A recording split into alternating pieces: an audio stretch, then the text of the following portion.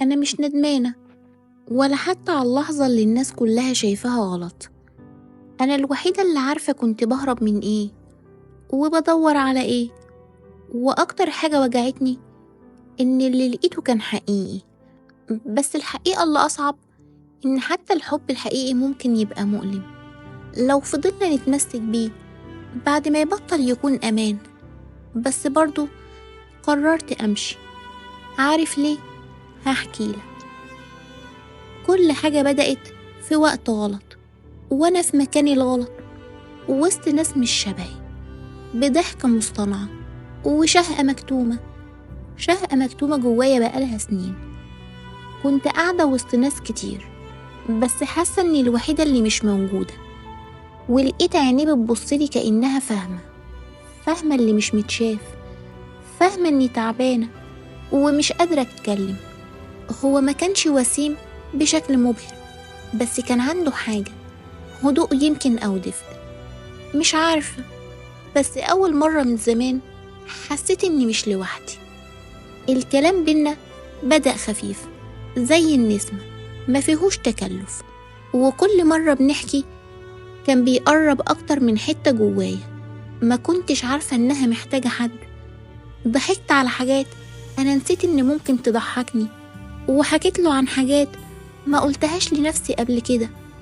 هو ما كانش بيرفضني ولا بيحاول يغيرني، كان بس بيسمع، وده لوحده كان كفاية يخلي قلبي يهدى شوية.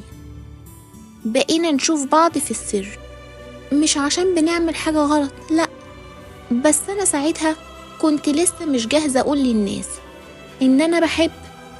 كنت خايفة يقولولي ده مش ليكي أو ده مش هيكمل. بس هو كان زي الحلم اللي ما كنتش عايزة أصحى منه.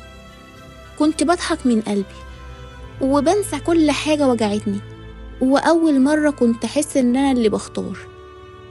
بس اللي حصل بعد كده ما كانش فجأة، كان زي المية الباردة اللي بتنزل على وشك فجأة وتفوقك من حلمك. ابتدى يبعد، مش بس بجسمه، بروحه. ما بقاش يسمع زي الأول، ما بقاش يسأل، ما بقاش يحس بيا وأنا بتكلم. كنت بحكي وهو بيعد الوقت، كنت بعيط وهو بيحاول يغير الموضوع. أكتر حاجة كسرتني لما لقيته بيقول لي أنا مش فاهم، انت مالك بقالك فترة. ساعتها بس فهمت إني رجعت لنفس النقطة اللي كنت بهرب منها. أنا تاني مش مسموعة، مش مفهومة، مش مرئية. وفي ليلة بردانة كنت قاعدة في أوضتي، بس مش لوحدي، كنت قاعدة قدام مرايتي وبسألني هتكملي ولا هترجعي تضيعي نفسك من تاني.